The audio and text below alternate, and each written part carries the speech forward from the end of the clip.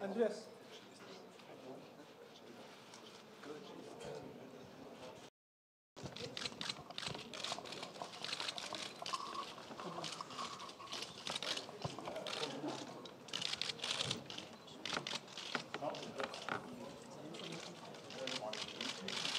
Hello, sir. Oh, thank you. Good morning, everybody. Thank you. Good morning. So, meine Damen und Herren, wir begrüßen auf der Bühne seine Heiligkeit, den Dalai Lama. Wenn Sie ein bisschen zurückgehen würden dort, wir hatten das ja abgesprochen, dass Sie so ein Stück zurückgehen, wir haben ja gleich noch viel Gelegenheit. Ja, wir freuen uns recht herzlich, seine Heiligkeit, den Dalai Lama, hier in Frankfurt bei unserem Meet the Press begrüßen zu dürfen. Wir haben hier so ein kleines Podium aufgebaut mit Herrn Kelsang-Jalzen, mit Christoph Spitz, dem Dolmetscher, mit seiner Heiligkeit und mit Uwe Becker, der die Stadt Frankfurt hier vertritt und gleich auch ein kurzes Grußwort sagen wird, und mit Punzong Zering vom Tibethaus Deutschland, die das alles organisieren. Wenn Sie so freundlich wären, dass wir jetzt so ein bisschen mit der Veranstaltung anfangen können. Sie können gerne noch weiter fotografieren, aber aus Respekt vielleicht sich ein bisschen hinsetzen, die Journalisten, die Fotografen, die Kollegen. Sie dürfen ja gleich weiter fotografieren, nur wir haben hier auch ein paar Gäste, die sitzen hinten. Sonst kann man nicht so gut die Veranstaltung beginnen. Darf ich Sie wirklich bitten, sich kurz jetzt hinzusetzen, alle? Vielen Dank. Ja, eine kurze Information vielleicht noch, die noch nicht so bekannt ist. Wir freuen uns sehr, dass morgen bei der Veranstaltung in der Paulskirche am Vormittag mit den Schülerinnen und Schülern der Bürgermeister der Stadt Frankfurt kurzfristig zugesagt hat, dort auch hinzukommen und dort auch ein kurzes Grußwort zu sprechen. Wir haben ja viele Journalisten dafür akkreditiert. Nur, dass Sie generell wissen, zu der großen Veranstaltung, die seiner Heiligkeit sehr am Herzen liegt, mit den Jugendlichen morgen wird der Bürgermeister, der Oberbürgermeister der Stadt Frankfurt präsent sein. Da freuen wir uns natürlich sehr. Ich gebe das Wort zunächst mal weiter zu einem kurzen Grußwort an Uwe Becker, der die Stadt Frankfurt hier vertritt. Yeah, thank you very much, Your Holiness, Mrs. Hessel, dear members of the magistrate, ladies and gentlemen. I'm very happy and honored to welcome Your Holiness, the 14th Dalai Lama of Tibet, here in Frankfurt, and to express the official greetings of the city, of the magistrate, and of the municipal assembly to the spiritual leader of the Tibetan people. And together with me, there are my colleagues, Deputy Mayor Markus Frank and Deputy Mayor Dr. Eskandari Grünberg, who also are proud to host you here today. Your Holiness, your intensive and constant peaceful work for the interreligious dialogue and understanding is admirable and makes you, in the eyes of many people in Germany, and especially also in the eyes of many people here in Frankfurt, a role model for the intercultural harmony and cooperation. Through various activities, public talks, and publications, you promote basic human values in the interest of human happiness. You are patron of the Tibethaus Deutschland, which really plays a crucial role in the interreligious dialogue here in Frankfurt, and which enriches our multicultural and multireligious city of Frankfurt. The Tibethaus preserves and fosters the Tibetan culture and identity and brings to the people of our city even closer the understanding of the Tibetan culture. We are very thankful for this contribution to the cultural diversity of Frankfurt, of our city. This is really a very special institution that we have, and we are also honored to have it here. Over 300 events per year reflecting on Buddhism, society, arts, culture, medical science, and other sciences. And in the eyes of the city of Frankfurt, the Tibethaus earns deepest appreciation for its enormous work here in Frankfurt. And the Tibethaus is also a member of the Council of Religions that we have here in Frankfurt, and by that deeply integrated in the dialogue of the religions and religious communities that we have in Frankfurt. In a time where non-religious views of the world very often seem to determine the development of society, religions are facing new challenges, and that makes their work even more important, especially as they can show, like with the Council of Religions here in Frankfurt, that they can have a great integrational power when they focus on what you proclaim, on the happiness of the people and on human values. Frankfurt is a rich city, not primarily in the sense of money or consume goods, but by its people, its colorful and diverse society with 170 nations living peacefully together and 160 communities of all world religions. The basis of this peaceful treasure is the soul of our city, a city that is open-minded, tolerant, and liberal. Human rights like the freedom of opinion, the freedom of the press, and the freedom of religion are the fundamental basis for our society, and we wish those rights to be followed and guaranteed all over the world. That's what we work for. Your Holiness, thank you for your visit. We are honored to have you here as our official guest of the city of Frankfurt. Thank you very much. Thank you. Ja, vielen Dank, Herr Becker. Bevor wir jetzt mit den Fragen anfangen, wollte ich sagen, es gibt natürlich auch klar die Möglichkeit zum Veranstalter, zum Organisator Tibethaus Deutschland hier in Frankfurt als Kulturinstitut Fragen zu stellen. Das ist Punzok Zering hier. Aber wir wollen natürlich anfangen mit unserem Gast, seiner Heiligkeit, dem Dalai Lama. Vielleicht eine Sache, die dem Tibethaus immer sehr am Herzen liegt, vorweg, und damit gebe ich das Wort dann weiter. Wie wichtig ist die tibetische Kultur, wie wichtig ist es, wie sinnvoll sozusagen die tibetische Kultur voranzubringen und zu erhalten, denn das ist das, was der Tibethaus Frankfurt sehr am Herzen liegt. Danach würden wir dann Ihre Fragen in Deutsch oder in Englisch entgegennehmen. Seine Heiligkeit der Dalai Lama, bitte, hat das Wort.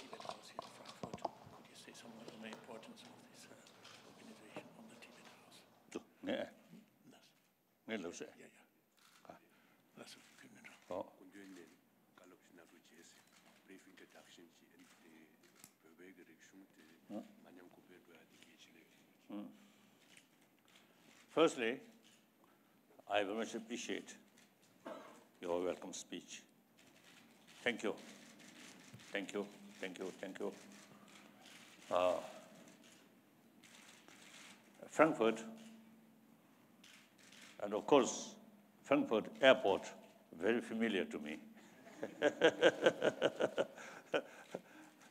Most of the workers in airport, Frankfurt, now become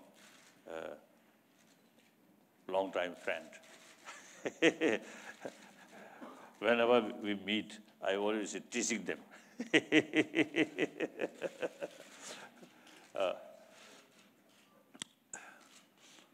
So now this time is a few days in Frankfurt city, some opportunity, some talk, and also some sort of, meeting at Tibethaus. So indeed, I'm very, very happy, very happy. Now, firstly, I want to share with you my basic thinking. Firstly, I always consider myself as one of the 7 billion human beings.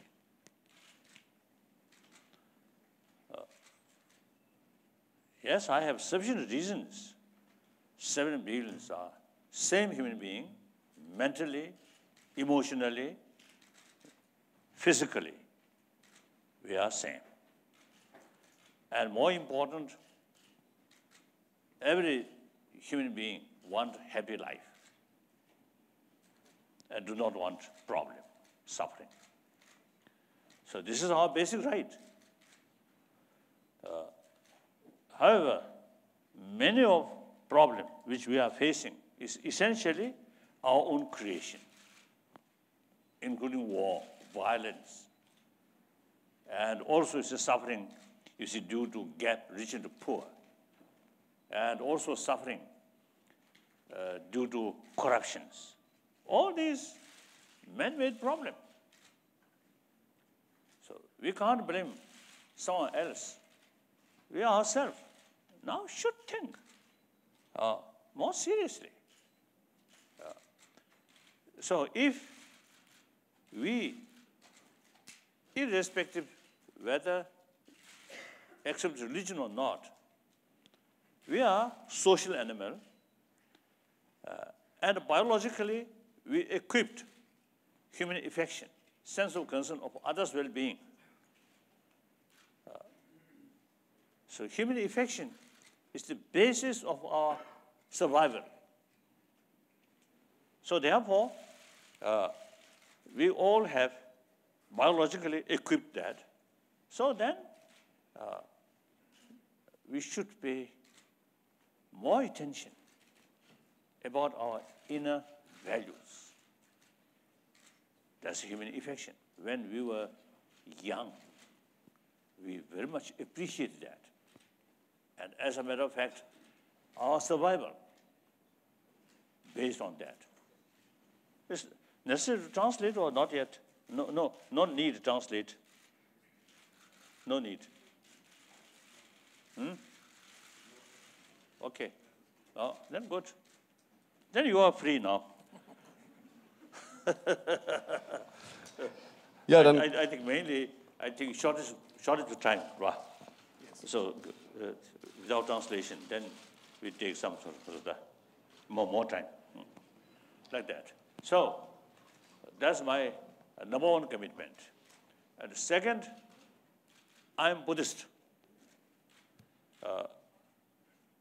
All major world religions, as a result, my sort of close contact with practitioner or follower of different traditions. Now, Christians, Muslims, Hindus, Jews, and so on. You see, when we, hello. when we meet, when we talk about our deeper experiences, then it's very clear. One occasion in Canada, John Main, one Christian group, we spent, I think, some time, and we discussed after our discussion. When he chanting something and with music, while he chanting, tear from his eye. And then also, you see, when we discuss about affection, compassion, you can see number of Christian monks, nuns, totally dedicated their life serving to other people, particularly poorer section of people. In Africa, in Asia, in India, I noticed this is some remote area where Tibetan settlement there. So while I visit this area, we can see small village, facility very poor, but some nuns is working for education and health, these poor children. So they sacrifice their comfortable life, but dedicate their life serving people, poor people. So all these, see, all these sort of enthusiasm or determination come from their faith. So like that. So therefore, all major religious tradition and Islam also. You see, sometimes in the West, because of these, terrorists or some Muslims, you see, carry. So you see, sometimes you see, in the West, you see, consider Islam as a whole a little bit militant. That's totally wrong. Many Muslims I know, they say the genuine practitioner of Islam must extend their love towards entire creature of Allah. And if Muslim person create bloodshed on other, actually no longer genuine practitioner of Muslim. So therefore, all major religious traditions have same message of love, tolerance, forgiveness, contentment. So therefore, there is same potential. And we humanity, now 7 billion human beings, among them many different better disposition. And historically, it's a different area, it's a different religious tradition there. So therefore, these different religious traditions will remain next several centuries. So whether we like it or not, we have to live together. So it is much better live harmoniously. So this is not just idle thing, idealist. Look, India. Now 55 years, India is my home. You can see all major world religious traditions live together. Some time back, I was in one province or one area, mainly Muslim community. So I met one Romanian. He told me he carries some research work about India's religious harmony. Then he told me he visited one Muslim village. Village means at least a few thousand population. So he told me in village, Muslim village, only 3 Hindu families. No fear, completely friendly with the rest of the villagers or Muslims. He's surprised. That's India. Then I think Zorazuddin originally come from ancient Iran. Population very small.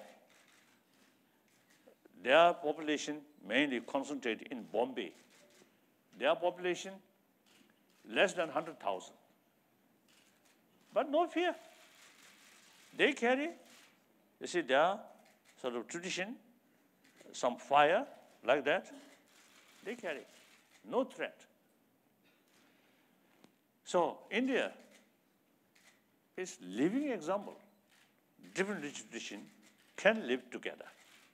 So therefore, one most populated democratic country remain like that, religious harmony. So it is very possible. Different part of the world, you see, we can build genuine harmony among different religious traditions. So that's my number 2 commitment. Then third level, I'm Tibetan. So as far as political responsibility is concerned, now since 2001, we achieved elected political leadership. So since then, my position is semi-retired position. And 2011, now I completely retired from political responsibility. So the elected political leadership now carry full responsibility.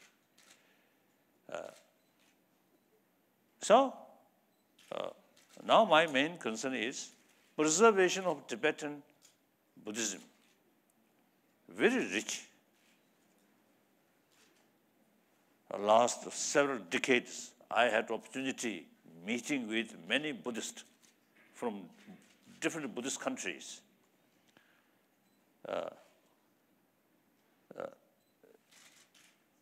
the sound looks my own khasade, self-promotion way. Yes. Self-promotion. Actually, it is a matter of fact, when we met those Buddhist brothers, sisters from different Buddhist countries, when we discuss, my knowledge is much better. And some is Buddhist friend, they openly, you see, telling me, we all, you see, recite certain Buddhist text, but without knowing the meaning. So my explanation, they very much appreciate it. So this, I'm nothing special. From childhood, young age, 6, 7 age, I start study about Buddhism. When I often telling people, when I carry study, no enthusiasm, no interest, very, very reluctant student. So therefore, my tutor always keep one whip, yellow whip. So yellow whip, supposed for, holy whip. So holy whip to holy young Dalai Lama. So then, I know if my tutor use holy whip, I know something holy pain. Pain is pain. So out of my sort of fear, I carry study. Gradually, I realize this study really very, very important. And of course, my knowledge with top Tibetan scholars, my knowledge very limited. These top scholars, 20, 30 years study, rigorous study. So therefore, Tibetan Buddhism is really, I think, complete, and Tibetan Buddhist knowledge very deep. So therefore, I really feel, as a Buddhist, really worthwhile preserve Tibetan Buddhist knowledge. Then, Buddhist culture. I usually make distinction. Religion and culture which is related with that particular religion. Like West, Judeo-Christian culture. So people who live in Judeo-Christian sort of cultural heritage, not necessarily be Christian, Muslims, or many other sort of, like you mentioned, you see, like the Frankfurt, you see, there are a variety of people. The multi-religion, multi-religious sort of community, like that. So therefore, the Buddhist culture, usually I describe culture of compassion. So automatically, peace, non-violence automatically come. So I usually call Tibetan Buddhist culture is culture of peace, culture of non-violence, culture of compassion. So viewpoint of human being, we need peace. So peace brings happiness, joyfulness. Violence brings fear, difficult. So therefore, the Tibetan Buddhist culture is really worthwhile to preserve. And particularly in the view, now people from China, over 400 millions now Buddhist population. Many of these Chinese Buddhists really showing interest about Tibetan Buddhism. The ultimate source is same from Nalanda. So therefore, you see, preservation of Tibetan Buddhism is not only Buddhism or Buddhist culture, not only sort of concern for 6 million Tibetan people, but larger sort of at least I think, perhaps, I think over 1 billion population, China and Russian Federation and Mongolia, it's the same sort of, what's it, a follower of same tradition. And then in northern India and Bhutan, all like that. So therefore, my sort of, what's it, effort for preservation of Tibetan Buddhism, or Nalanda, usually I call Nalanda tradition, is true. As I mentioned earlier, you see, when I study the text which we study at very young age, memorize, you see, these texts. So all these texts wrote by Nalanda masters, all translated. So Tibetan Buddhist tradition is truly a Nalanda tradition. So that's, I think, better. Sometimes people call, tradition of yellow hat sect, red hat sect, black hat sect, white hat sect also there. Now, green hat sect not yet developed. So these are the minor sort of,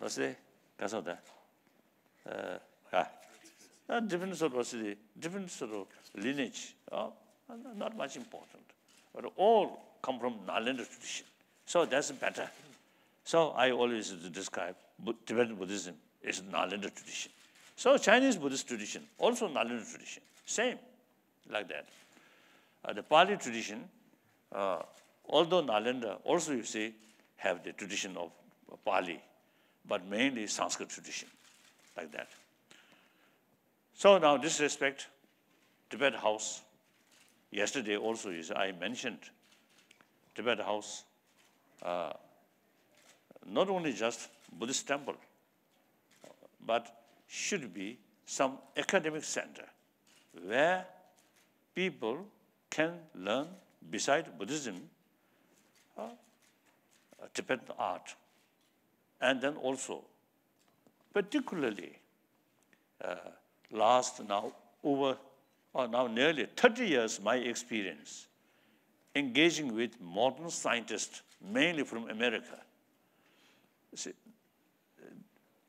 many scientists now really very much appreciate the detailed explanation or knowledge about human emotion, human mind.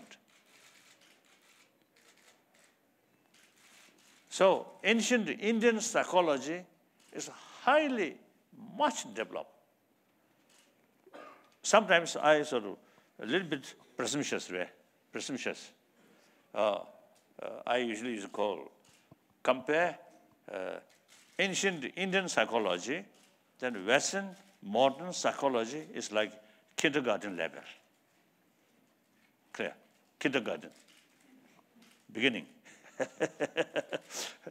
So therefore, many scientists, brain specialists, or medical scientists, you see, they very much sort of showing interest about rich knowledge about emotion, about mind.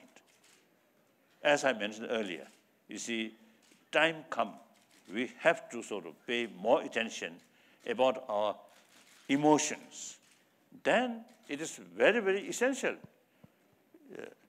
Should have more knowledge about world of mind, world of emotion. So Tibet House, I think, should concentrate on these things, rather, you see, Buddhist sort of teaching or Buddhist knowledge, Buddhist practice. And those selected Buddhist. And then why? You see, I emphasize these things. The West, including German, you see, Judeo-Christian tradition. You have your own sort of traditional faith. So it is much better, safer to keep that.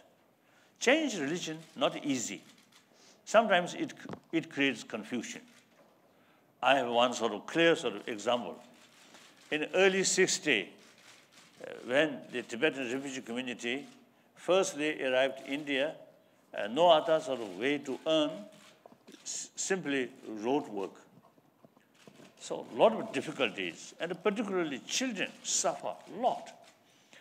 So one day, one Tibetan woman come to see me, and she told me her husband passed away, remained with few children. So extremely difficult. So some Christian organization, you see, come to help her and take care, education about her children.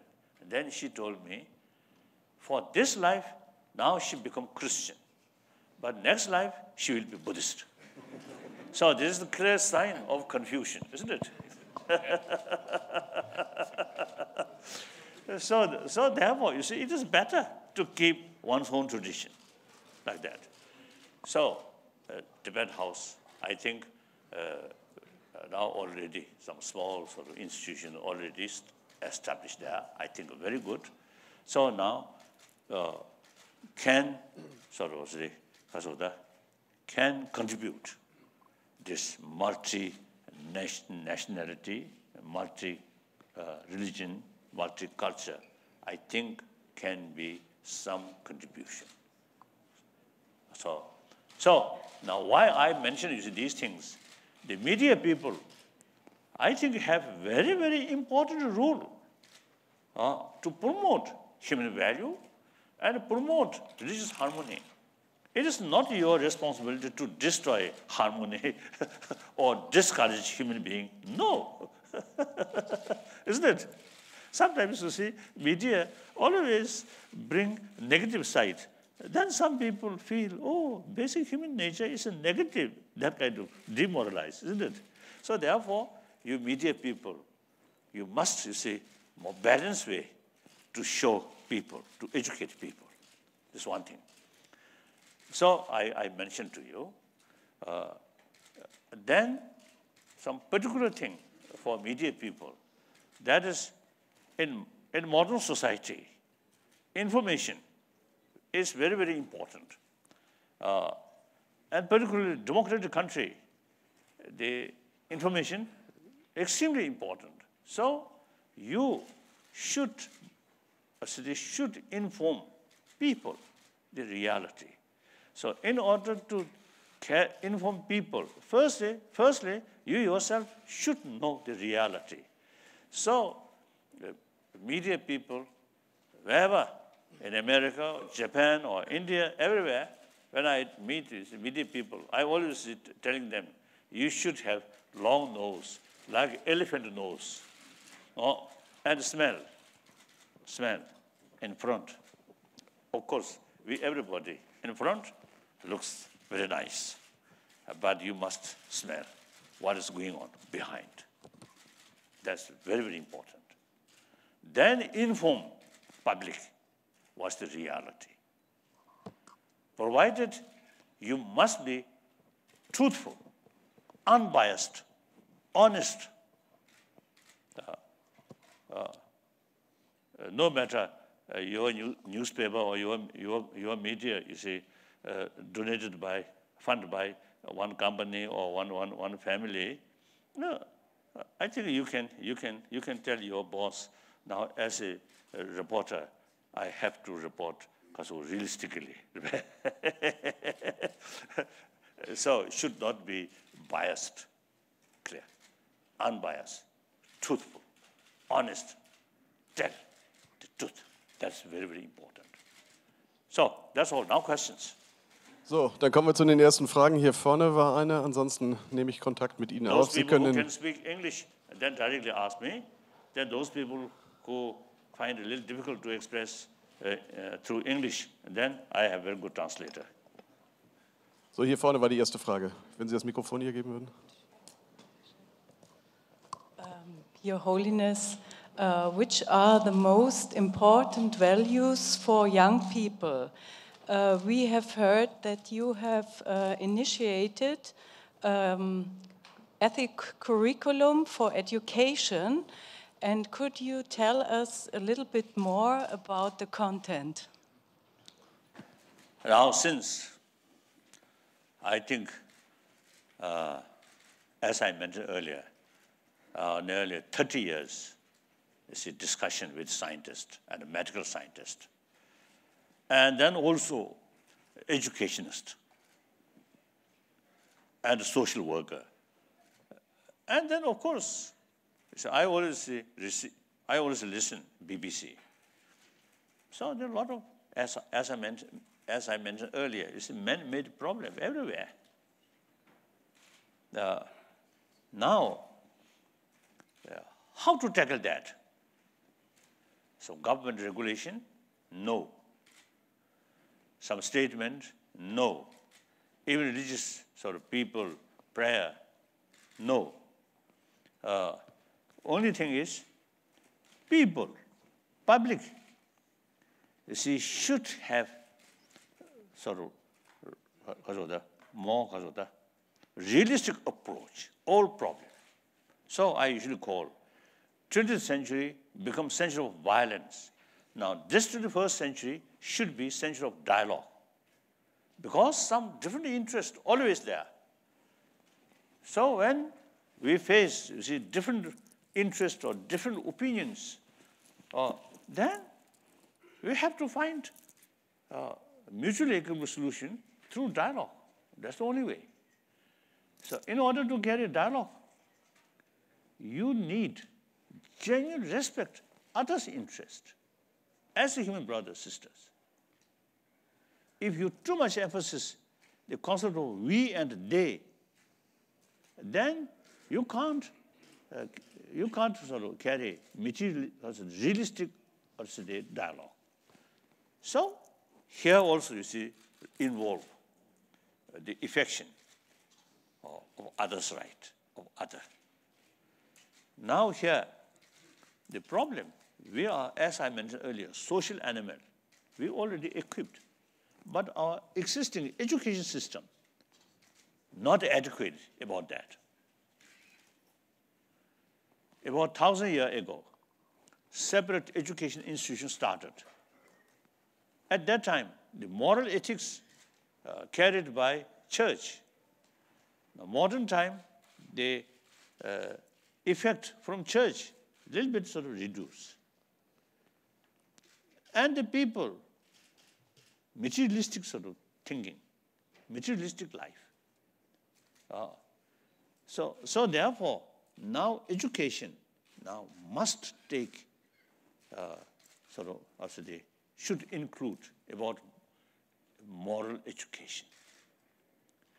Moral education, if based on religious faith, then it becomes limited.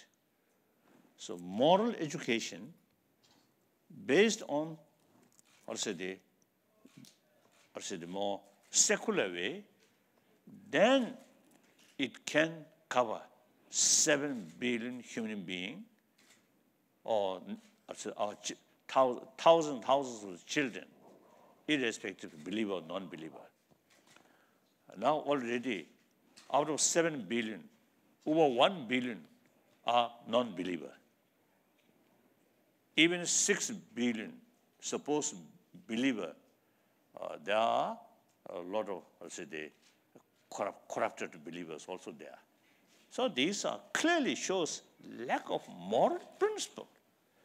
Sometimes religion also, you see, used for division, for fight, and for exploitation. So clearly shows we are lacking moral principle. Now, how to bring conviction about moral principle through education? Last, I think 15 years, 20 years, we began to sort of, pay more attention now how to educate these moral principle according secular way. So in America, some scientists already now carry as an experiment, give some lesson about moral ethics. The result, wonderful, very convincing. And brain specialists, you see, they say, through training of mind, the brain can change.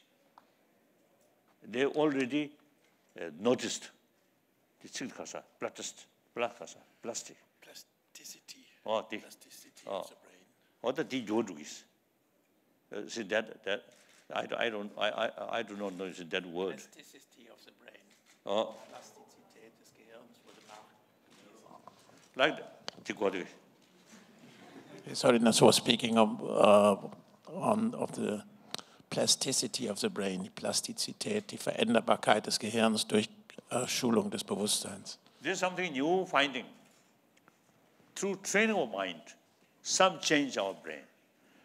So therefore, now we involve some American educationists, some scientists, and also now in India, some universities. Now already, you see, is showing interest. So we are making draft curriculum about moral ethics based on secular way. So maybe, I think, end of this year or next year, I think could be available like that. So we want to carry that curriculum in some school and then watch result. If some result positive and convincing, then can expand like that. So, dann war die nächste Frage dort vorne, hier. As soon as we finalize that sort of curriculum, then I will send to you, and then you work, more work. Thank you. Now, next question. So, die Frage ist hier. Yeah, Your Holiness, I have a personal question.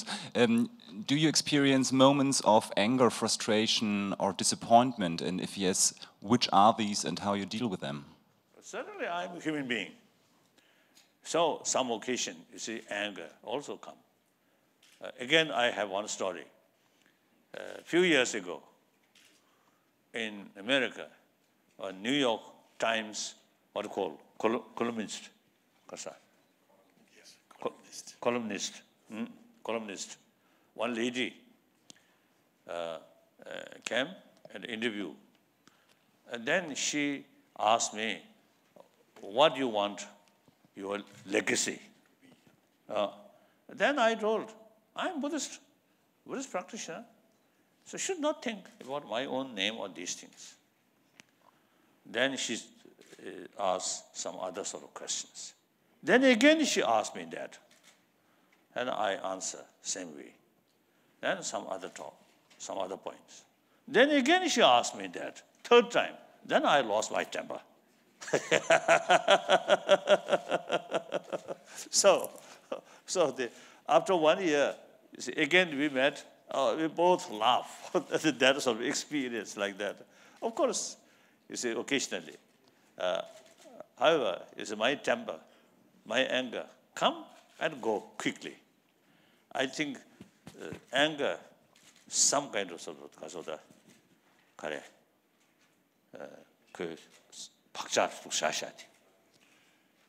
Some seeds.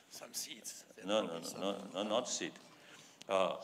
Some kind of remain something here and hate these things. Never. As a practitioner, we deliberately, you see, practice. Now, for example, 2008 crisis in Lhasa, in Tibet. That afternoon, 10th March 2008, we carry usually some memory day.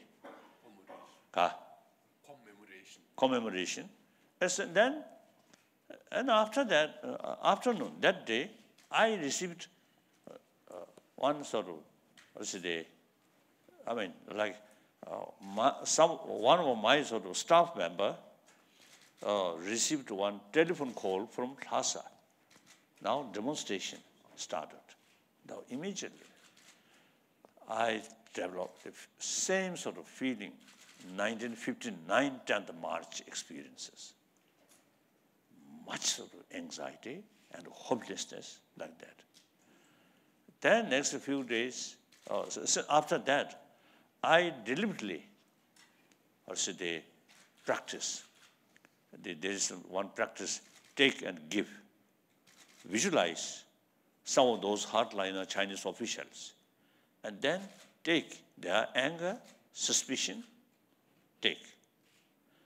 And my sort of love, forgiveness, these things, give them mentally. Take and give practice. Of course, no help to solve the problem, but to keep my peace of mind, immense sort of effect. So we do that. Now, for example, the Shungden group, they sort of shouting me. They, of course, in the past also it happened. Now, recently from San Francisco, they intensified, you see, their sort of demonstrations or protests. Yeah. So then, you see, when I saw these people, I really feel, sort of sense of concern of their well-being. Immediately, anger, based on ignorance. They do not know the reality. So, the sufficient reason to feel concern or compassion, like that. So, very, very helpful to practice, to maintain calm mind, like that. Next question. Nun we have one question from our youngest reporter, since you are addressing the youth tomorrow. Please stand up and take your question. Your Holiness, what is the greatest thing about being the Dalai Lama, and what do you not like so much about it?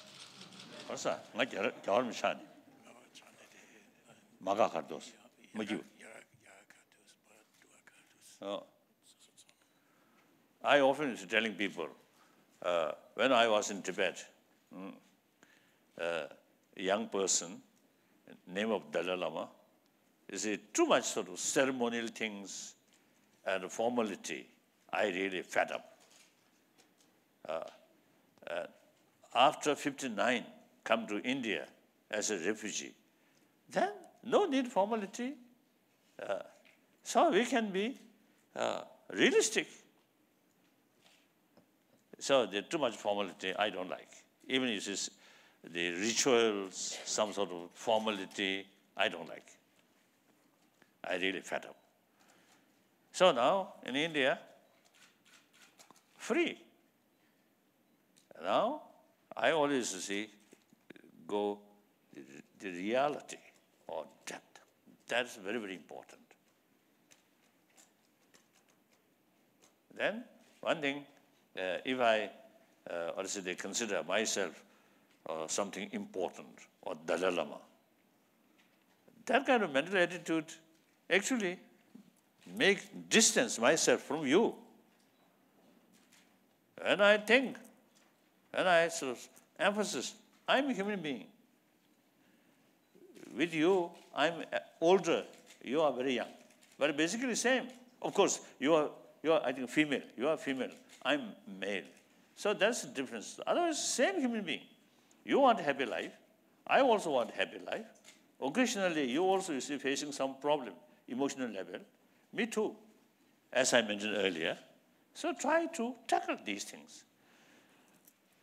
So, when I meet people, one person, or 10 people, 100 people, 1,000 people, 100,000 people, I always consider we are same. Then, no barrier. That kind of mental attitude completely sort of stay open. And you feel very free. So if you consider yourself or young sort of important sort of student, too much stress that more anxiety, more nervousness come. If you're free from these things, then you feel much happier. Isn't it? What do you think? Do you agree? Or against? Or disagree? What do you think? Ob du zustimmst? Oh? Agree? When your mother or father or even teacher, show real human feeling, and you feel much happier.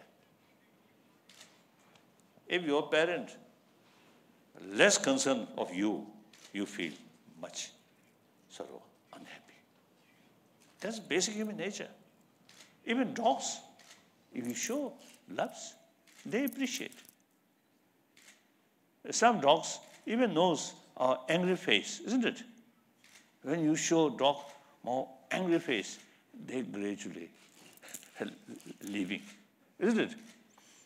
When the dog approach to you, they have nail marbe, shoe, tail, yes, tail, going like that. If you know sort of affectionate way and more negative way, and then they are because of tail. Go like that, isn't it? So that's the, we all, I think, because the mammals. Insect, I don't know. Particularly like mosquito, whether you say they have the ability to appreciate others' attitude or not, I don't know. That yet to investigate. Next question. So, die nächste Frage war hier vorne rechts. Your Holiness, there is a documentary film about blind children in Tibet. And you can see in this film that other people, Tibetan, treat them badly because they think they are in their earlier life, they were bad people, the children, the blind children. That blindness is a pain for misbehavior in earlier life. I was very bestürzt when, if you can, when I saw this film, because the children believe that too. One boy says, it must not be so bad in my earlier life, because when I was such a bad man, I would be an animal now. What do you think? Is pain and illness and physical disability caused by bad behavior in earlier lives? No. Or is this a great misunderstanding? That's a misunderstanding. I don't think. In India also, now some Buddhists from low caste, see, some or the upper caste people from upper caste, they actually sort of make discrimination, use the karma. Chanzo member leg chanzo kibris. Recently I was in South India, give some talks to such people. Then they told me, oh, you should not use the word of karma. And the very word karma in their ear, their mind, is something weapon to touch your leg, touch your remain kibris, chai omars, dishegdo. So this is because of misuse, misunderstand. It's misused because it's given as a reason for lower caste birth that one has accumulated bad karma in the past. Since this is being given as a reason by upper caste people, those lower caste people, they ask the Holiness not to speak about, not to use the word karma. But this is misunderstanding. Then I think this case, I think firstly, who made that documentary film?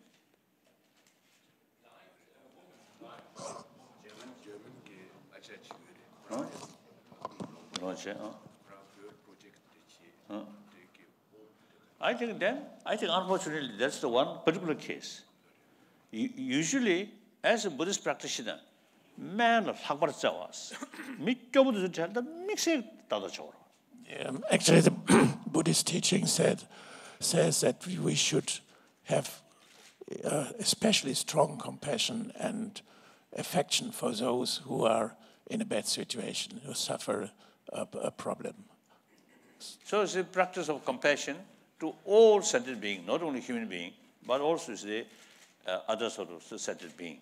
Then particularly those sort of needy people, we need special pay sort of attention and love.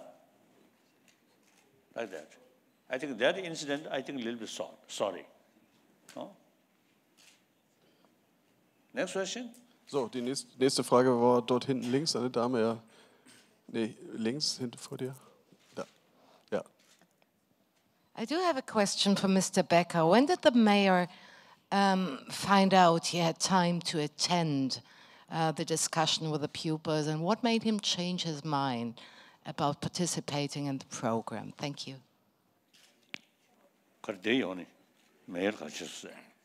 Well, we have, as in the magistrate, diverse jobs. I'm responsible for church and religions in the city of Frankfurt. That's why I'm addressing officially here today. I can't tell you why and in which period of time Lord Mayor decided to focus on tomorrow, but we share this time that I'm going to address today, and the Lord Mayor will address tomorrow at Paulskirche. So, dann war da noch eine weitere Frage. Die Dame in Blond, danke. Your Holiness, I have a question. How do you think, can you solve the Shakten conflict? What do you think?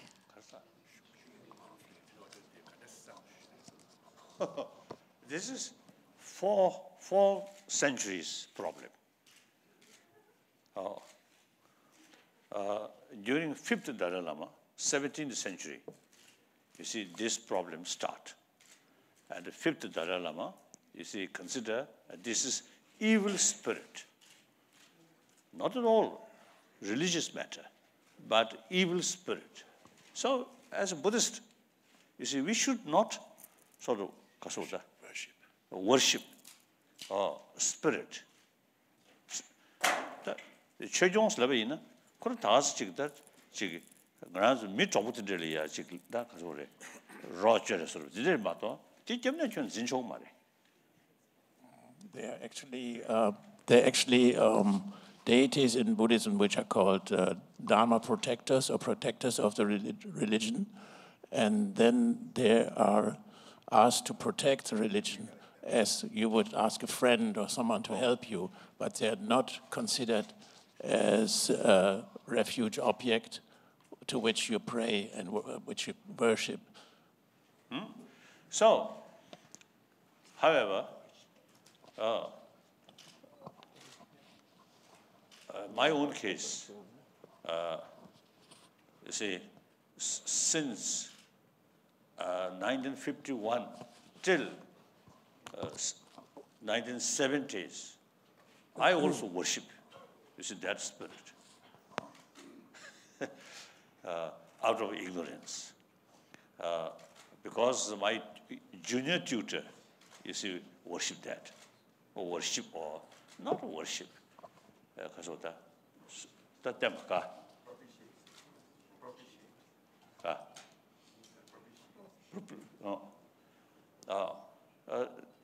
But my senior tutor, my main tutor, and actually I received teaching from, I think, 23 teachers. Only junior tutor, all totally reject, you see, this spirit. In early period, I do not know. So, because of my junior tutors or practice, I also used to follow that. Then I began to feel some sort of doubt. Then we carry thorough research. Then last 4 centuries, always this remain controversial. And 13th Dalai Lama also used to put a lot of restriction. Then, you see, I decide now no longer, how should they follow that way. And then they create, so some people eventually know my decision. So then sometimes they use different sort of interpretation. So then it is necessary telling all the reasons why I stopped, this practice. So then, this group set one organization. They call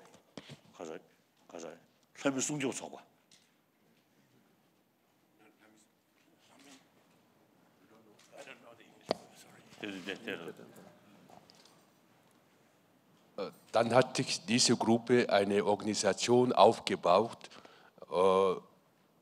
um diese Schutzgottheit zu schützen. So, then, soon, I think 1976, Saint Lama said.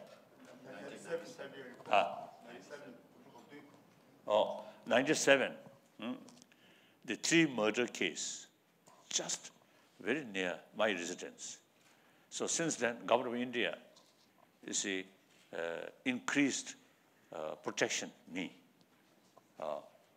New wires, as a new fence, and increased the police number, like that. So,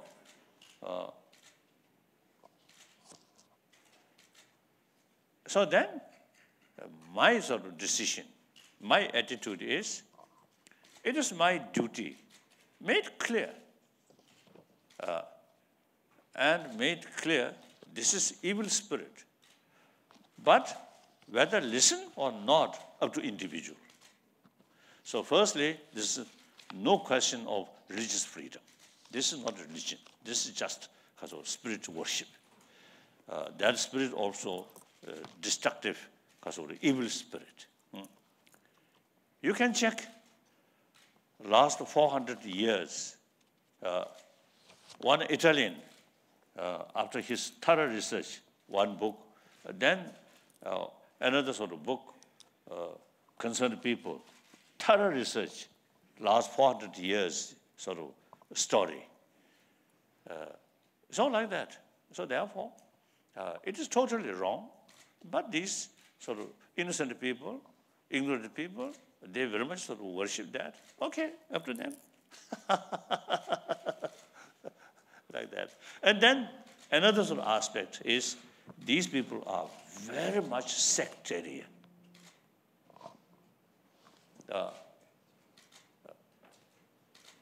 So till I sort of worship, or I would say, practice this, I also have no religious freedom because of fear.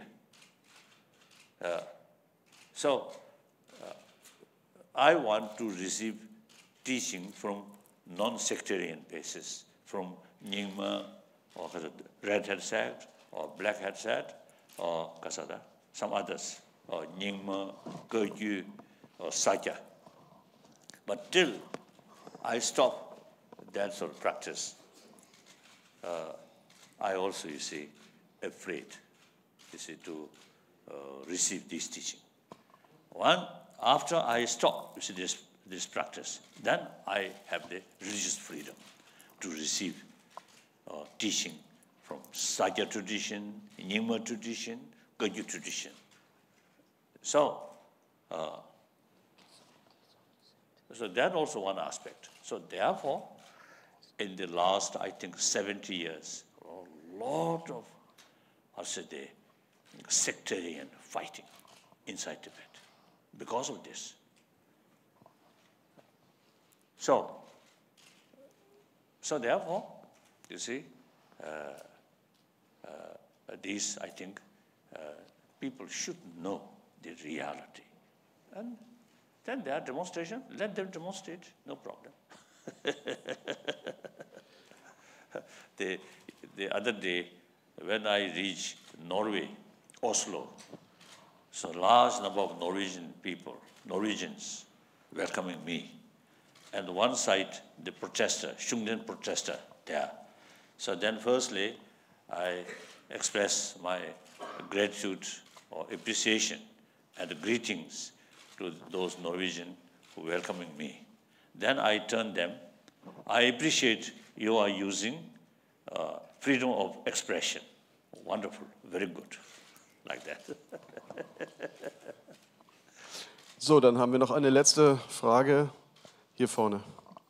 Your Holiness, I have one question I just read yesterday. If you want more detail, I think there's some document. Oh, some document there. So please read carefully. Oh, yes. Yes? Yes. Thank you. I just read and yesterday. Perhaps some other people, some more people, I think may have some interest, some of these sort of material. Yes? I try again. I read that you're going to, that you're going to turn 80 next year and that you invited Wiesbaden to celebrate your birthday next year. Is that true? Like that you're going to celebrate it here? And who are you going to invite? Are you going to invite all your famous friends? Like will Naomi Campbell come? Will Barack Obama come? How will you celebrate next year? No, nothing. Nothing, but... No, nothing. I don't care. But you invited, that's what I read in the paper. So you're not coming and celebrate like 10 years ago here? No. No? No plan. Nothing? No plan. No plan. Okay, thanks. If you invite me, I will come. I invite you. The city will invite. You're invited. Yeah. This is my friend in Los Angeles. You see, they already sort of sent invitation me. You see, 80th sort of birthday. And then also, you see, Tibetan community in India. They also want carry on sort of 80th because of the birthday celebration. So otherwise is no, like that. Actually, I don't like, you see, these sort of, as I mentioned earlier, you see, this ceremony or formal sort of, if I drink, ordinary person, drink wines or then okay. Happy birthday to you and drunk. I'm monk. Not allowed to drink. And then also my personal sort of lifestyle, daily routine. I get up 3 o'clock morning. Then about 5 hours meditation. Then no dinner as a monk. So no dinner party. Then afternoon about 6:30 go to bed. So 8 hours, 9 hours sleep. So I consider sleep is more important than birthday celebration. Great. We invite you to come to Frankfurt. Ja, vielen Dank für Ihre Zeit. Thank you very much, Your Holiness. Vielen Dank auch der Stadt Frankfurt. Das Tibethaus freut sich für Ihr Interesse. Das war unsere kleine Pressekonferenz. Dankeschön.